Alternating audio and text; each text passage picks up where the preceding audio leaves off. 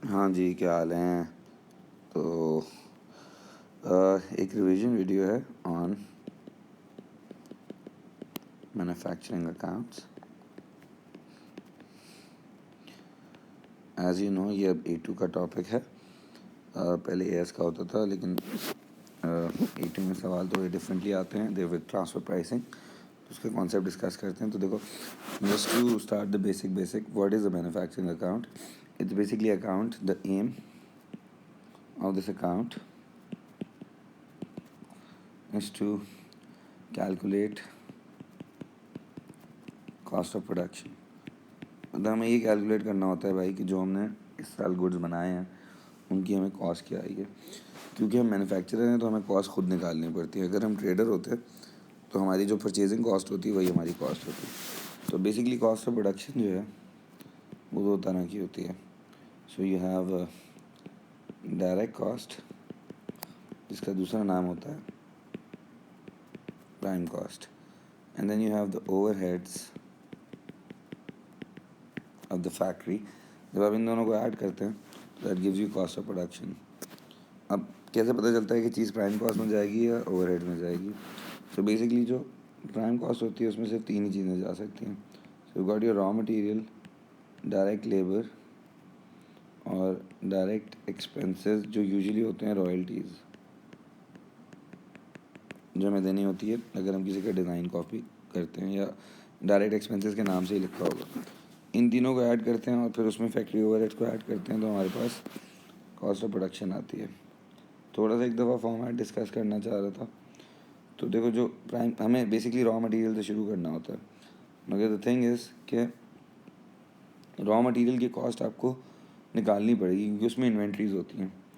तो हम क्या करते हैं, basically we start with the opening inventory of raw material. उसमें हम जो भी हमने रॉ मटेरियल ख़रीदा होता है उसको ऐड करते हैं, और अगर कोई कैरेज वगैरह होता है तो उसको ऐड करते हैं, और फिर closing inventory of raw material को माइनस कर देते हैं। परचेज रिटर्न होगी तो भी माइनस कर देंगे। खैर, तो इसको बोल देते हैं हम कॉस्ट ऑफ रॉ मटेरियल। अब ये प्राइम कॉस्ट नहीं है, ये सिर्फ रॉ मटेरियल की कॉस्ट है। फिर हम इसमें ऐड करते हैं डायरेक्ट लेबर, राइट।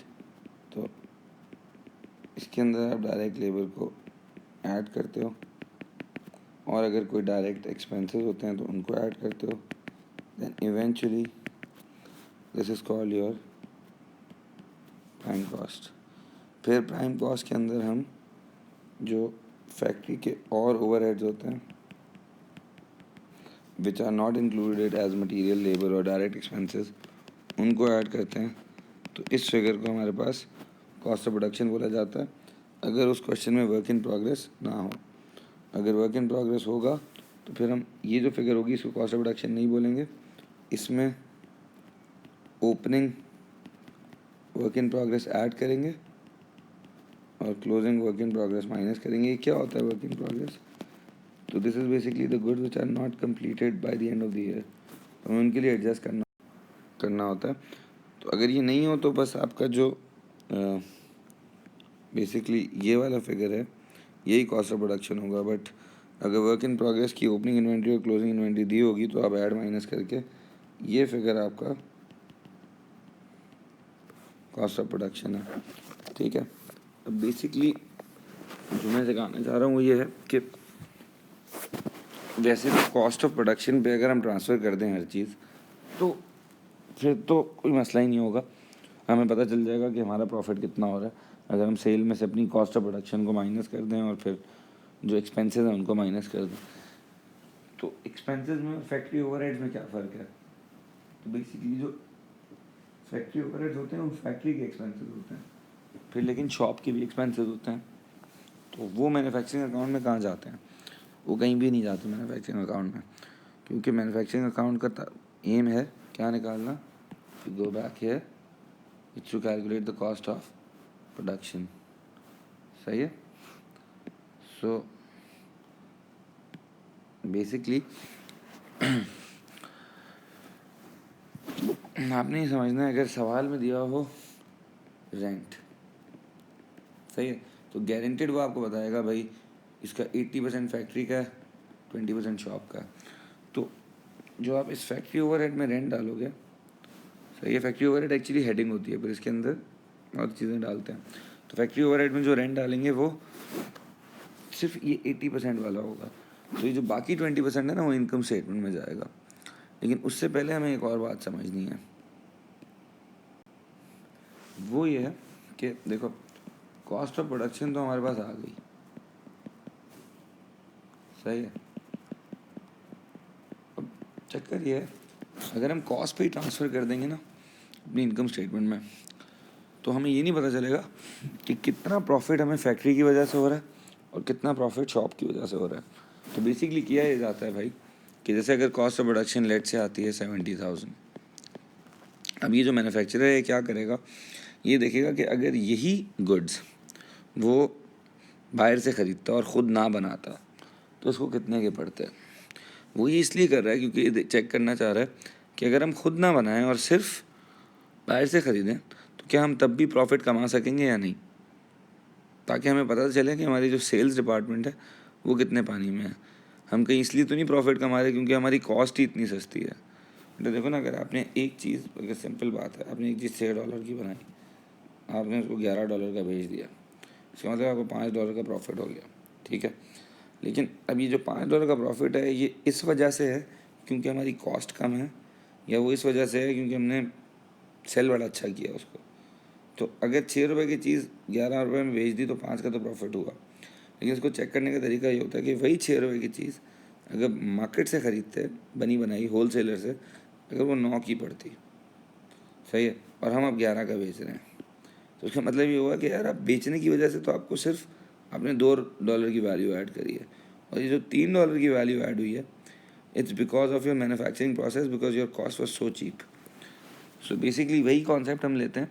तो अगर 70,000 हमारी कॉस्ट आई है, अब अगर यही गुड्स बाहर से 90,000 की मिलते हैं, तो इसका मतलब है 20,000 जो है ना वो हमारा फैक्ट्री प्रॉफिट है। तो उसको ना हम इसमें अगर ऐड कर दें फैक्ट्री प्रॉफिट को, तो ये जो 90,000 है ना, इसके दो नाम होते हैं। या तो आप इसको बोल सकते हो ट्रांसफ़र वैल्यू, या आप इसको बोल सकते हो होलसेल वैल्यू, ठीक है।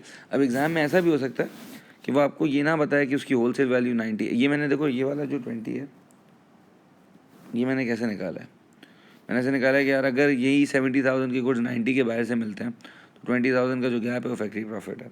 एग्जामिनर कभी कभी ये भी कर सकता है कि वो आपको ये बोलते हैं फैक्ट्री प्रॉफिट इज़ 30%।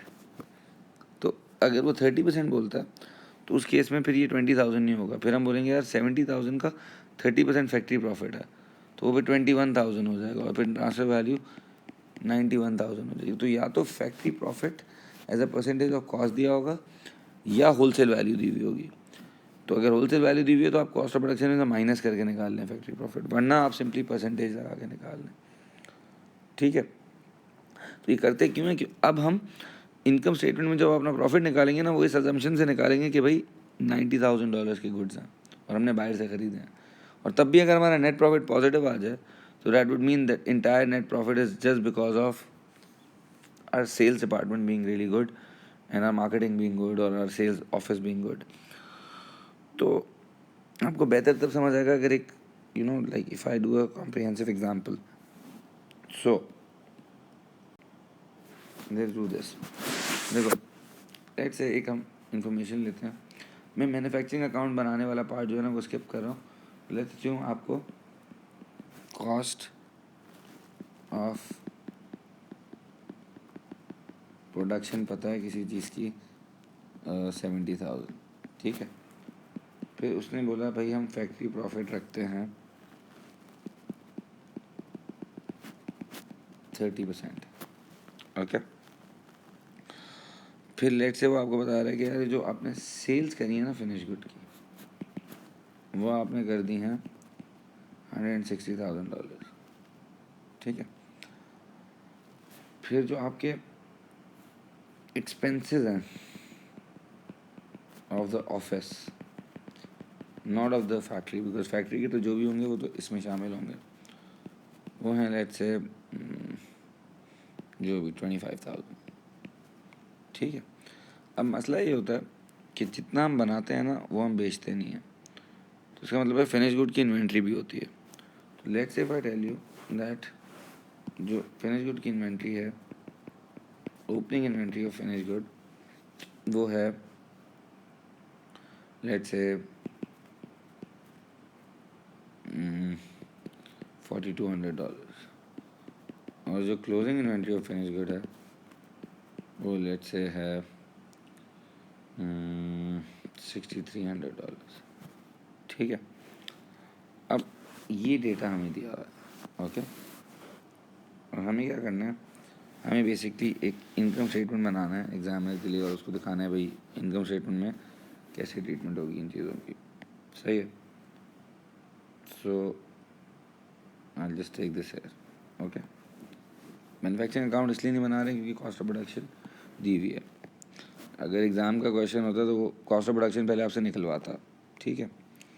और जब मतलब बेसिकली आपका जो मैन्युफैक्चरिंग अकाउंट का मैं एक्सट्रैक्ट बना देता हूँ, तो ये होता है कि आप कि जब कॉस्ट ऑफ प्रोडक्शन आ जाती, you can look at the previous slide how to get that.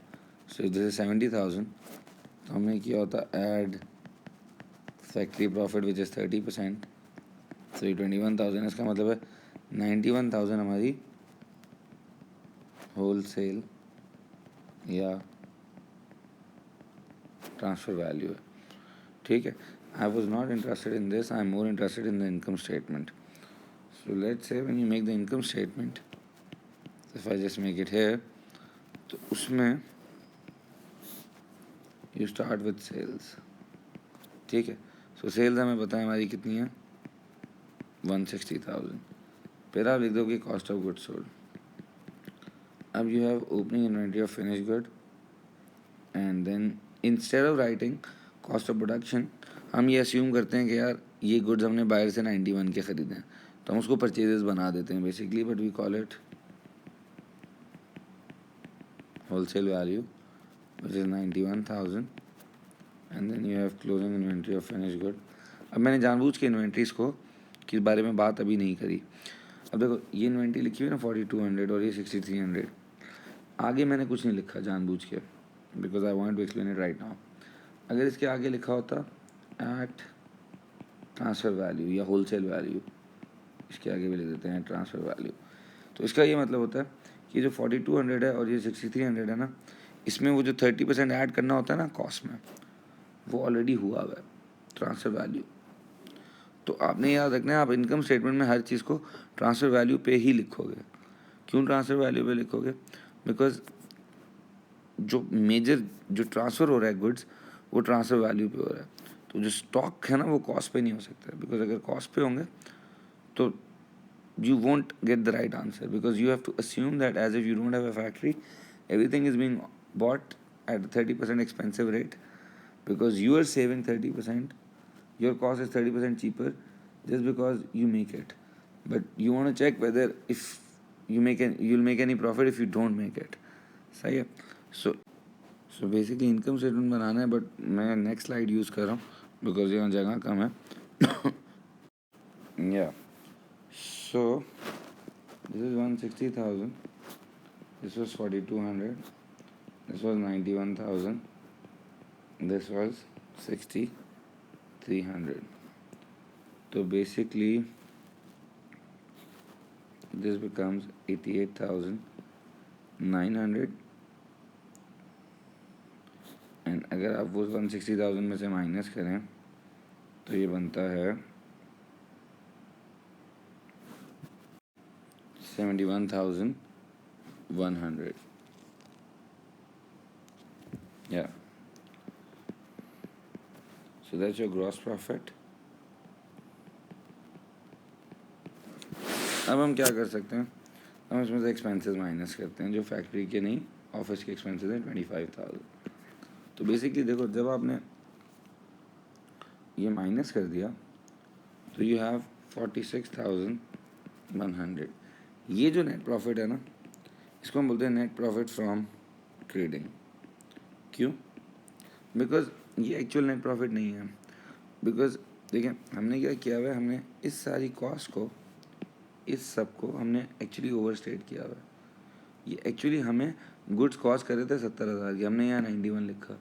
जो स्टॉक है ना वो भी एक्चुअली इससे 30% कम है, लेकिन ये 30% ज़्यादा है और ये भी 30% ज़्यादा है। वाई? बिकॉज हम चेक करना चाह रहे थे कि अगर हम खुद ना बनाएं और हम अपनी बेस्ट पॉसिबल मैन्युफैक्चरर से जो प्राइस मिलती है वो ले लें, तो तब भी क्या हमें सेल पे प्रॉफिट होगा या नहीं। मतलब वही वाली बात, 6 रुपये की चीज़ अगर बाहर से 9 की मिलती है और हम 11 की बेचते हैं, तो 2 रुपये हमने बेच के कमाया। तो वो 6 और 9 में जो डिफरेंस था, तो हमने इसको 9 पे रख दिया। तो अब आपको इसको करेक्ट भी करना पड़ेगा।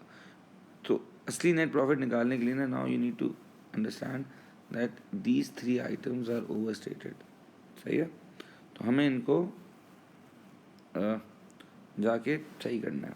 तो बेसिकली करने का तरीका ये है कि देखो, पहले तो जो इसमें ओवर स्टेटमेंट है ना, आप किसी भी ऑर्डर में कर सकते हो, बट वैसे बता रहा हूँ, जो इसमें ओवर स्टेटमेंट है वो तो हमें पता है कितनी है।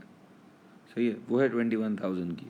तो हम उसको ना इधर ऐड करते हैं। हम यहाँ लिखते हैं add factory profit which is 21,000। Add क्यों किया? ऐड इसलिए किया क्योंकि हमने अपनी कॉस्ट को फजूल में बढ़ाया हुआ है। अगर यहाँ 70 लिखा होता ना, तो ये वाला आंसर 21,000 से ज़्यादा आता। तो हम इसलिए उसको एडजस्ट कर रहे हैं।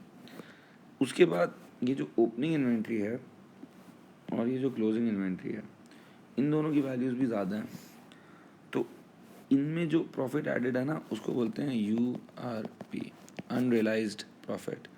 तो हमें उसको भी एडजस्ट करना है। अब उसको एडजस्ट करने के 2 तरीके हैं। या तो हम ओपनिंग स्टॉक में जितना और क्लोजिंग स्टॉक में जितना वो अलग से निकालें, वो जो इसका डिफरेंस है उसको यहाँ इनकम स्टेटमेंट में यहाँ डाल दें। या हम ये कर सकते हैं कि हम जो ओपनिंग वाला है उसको ऐड करें यहाँ पे। मतलब यहाँ लिखें ऐड ओपनिंग URP। ऐड क्यों करें? क्योंकि ओपनिंग स्टॉक कॉस्ट में ऐड होता है, हमने उसको ओवर स्टेट किया हुआ है। जितना ओपनिंग स्टॉक ओवर स्टेट है ना, उसकी वजह से प्रॉफिट अंडर स्टेट है, क्योंकि कॉस्ट बढ़ जाएगी। तो प्रॉफिट अंडर स्टेट हो जाएगा, तो हम उसको करेक्ट करने के लिए इसको अब ऐड करेंगे। और जो क्लोजिंग वाला है, इसको बोलते हैं क्लोजिंग URP, उसको माइनस कर दें। क्यों? बिकॉज जितना क्लोजिंग स्टॉक ज़्यादा होगा उतनी कॉस्ट कम आई हुई है, तो उसकी वजह से कॉस्ट अंडर स्टेटेड है, तो प्रॉफिट ओवर स्टेटेड है, तो उसको आप माइनस कर दो। सही तरीका वैसे करने का ये है। दूसरा तरीका ये है कि ऐड ओपनिंग लेस क्लोजिंग की जगह अगर इंक्रीज़ हो रहा हो तो माइनस कर दें, अगर डिक्रीज़ हो रहा हो तो ऐड कर दें। By writing add decrease in unrealised profit less increase in unrealised profit. I show you how to calculate it. तो बेसिकली देखो, अगर 4200 है तो हम ये बोल देंगे सिंपली कि जो 4200 है ना, ये 130% है, क्योंकि इसमें 30% ऐड हुआ है। तो हम ढूंढ सकते हैं 100% कितना होगा। तो 100% इस केस में होगा, यार मैंने ऐसे वैल्यू ले ली कि राउंड ऑफ करना पड़ेगा, 3231 अराउंड। तो इसमें जो URP है वो होगा 4200 माइनस 3231 विच इज़ अराउंड 969। ठीक है? और क्लोजिंग निकालने के लिए हम करेंगे 6300 इज़ 130, तो हाउ मच शुड बी 100। तो अगर आप 6300 को 32 से डिवाइड करो तो ये आता है 4846। फिर उसमें URP कितना है? अगर ये 4846 है तो 6300 माइनस 4846 दैट्स 1454। तो टेक्निकली इंक्रीज इन URP है। तो हम ये भी कर सकते हैं 969 और 1454 का जो डिफरेंस है वो है 485। डायरेक्ट यहाँ से 485 माइनस कर दें, इधर पीछे लिख दें लेस इंक्रीज इन URP। फिर हम ये नहीं लिखेंगे ऐड ओपनिंग लेस क्लोजिंग, या हम सिंपली कर सकते हैं add opening URP which is 969 less closing URP which is 1454। Examiner वैसे ये करता है कि डायरेक्ट 485 माइनस कर देता है, पता नहीं क्यों, मुझे तो ये ज़्यादा पसंद है तरीका। इसको हम बोलेंगे नेट प्रॉफिट। सही है? So basically 46,100 plus 21,000 plus 969 minus 1454 is 66615। ये हमारा नेट प्रॉफिट है जो हम अपनी बैलेंस शीट में डालेंगे। तो एक चीज़ और, अभी मैंने एक अजम्पशन ली हुई है कि ये जो 30% फैक्ट्री प्रॉफिट है ना, ये कांस्टेंट है। एज इन पिछले साल भी 30% ही था, क्योंकि और कोई रेट दिया हुआ नहीं है। लेकिन अगर और कोई रेट दिया होता तो हम बेसिकली ये बोलते कि ये जो 30%, अगर लेट से दिया होता लास्ट ईयर का रेट 20% है, तो बस the only difference it would make to your life is कि यहाँ पे जो आपने ओपनिंग यूआरपी निकाला है ना, वो आप 130 की जगह 120 से निकालते हैं, क्योंकि ओपनिंग इन्वेंट्री जो है ना वो पिछले साल प्रोड्यूस हुई थी और क्लोजिंग इन्वेंट्री को इसी साल का रेट यूज़ करते हैं। सही है। लास्ट थिंग है बैलेंस शीट में स्टॉक कितना जाता है। तो बैलेंस शीट का अगर वो एक्सट्रैक्ट मांगता है स्टॉक दिखाने का, तो प्लीज़ रिमेंबर जो रॉ मटेरियल का क्लोजिंग इन्वेंट्री और वर्क इन प्रोग्रेस की क्लोजिंग इन्वेंट्री होती है, जो हमने मैन्युफैक्चरिंग अकाउंट में लिखी होती है, वो भी जाएगी, प्लस फिनिश गुड की भी इन्वेंट्री जाएगी क्लोजिंग वाली। लेकिन क्लोजिंग इन्वेंट्री ये 6300 नहीं लिखेंगे, सही है, हम उसको कॉस्ट पे लिखेंगे, मतलब 4846। तो हम एग्जामिनर को ना ऐसे दिखाएंगे कि जो भी क्लोजिंग इन्वेंट्री की वैल्यू थी, तो हम पहले दिखा देंगे closing inventory at transfer value, या हम डायरेक्ट बस क्लोजिंग इन्वेंट्री लिख सकते हैं, वो थी 6300। ये फिनिश गुड की बात कर रहा हूँ, इससे ऊपर obviously closing inventory of raw material और वर्क इन प्रोग्रेस भी आया होगा। 6300 वो तो एज इट इज़ आ जाएगा, उनमें कोई वो नहीं होता व्हाट यू कॉल प्रॉफिट। लेकिन इसमें से आपको यूआर भी माइनस करना पड़ेगा क्लोजिंग वाला। तो जो भी आया था, आई थिंक इट वाज 1454 और व्हाटएवर इट वाज, तो वो आप इसमें से माइनस करेंगे, ठीक है ना। I think it was 1454। तो जब आप उसमें से माइनस कर दोगे तो ये इसकी वैल्यू काउंट होगी, वही 4846 जो उसकी कॉस्ट प्राइस थी वो काउंट होगी, और ये closing inventory of raw material work in progress उधर ही होगा। Last thing he might even ask you for the provision for unrealised profit account. तो वो बस बिल्कुल provision for bad debt account की तरह होता है, जिसका ब्रॉड डाउन होता है वो इधर आता है, जो कैरी डाउन होता है वो इधर आता है, बीच में इनकम स्टेटमेंट चला जाता है। जैसे हमारा कैरी डाउन है 1454, जो हमारा ब्रॉड डाउन था वो था 969, ठीक है, और इनकम स्टेटमेंट में हमने 485 डाला है। आई नो हमने तो ये भी डाला और ये भी डाला, ये ऐड करके ये माइनस कर दिया, बट हम ये भी कर सकते थे कि डायरेक्ट ये माइनस कर दें, ठीक है जी। तो I hope you get it. Try some questions from past paper, especially the recent ones like 2016 November and 2016 June. They're all filled with manufacturing account questions. कुछ 2015 में भी हैं, तो देख लें please, and then try doing them. What I'll do is I'll upload one video a day on every topic for the next 5, 6, 7 days, और फिर मैं पास्ट पेपर की जो क्वेश्चंस हैं उनकी भी वीडियोस बना के आप लोगों को भेज दूंगा, जो आप लोग ट्राई करेंगे बिफोर द पेपर, ठीक है, ओके।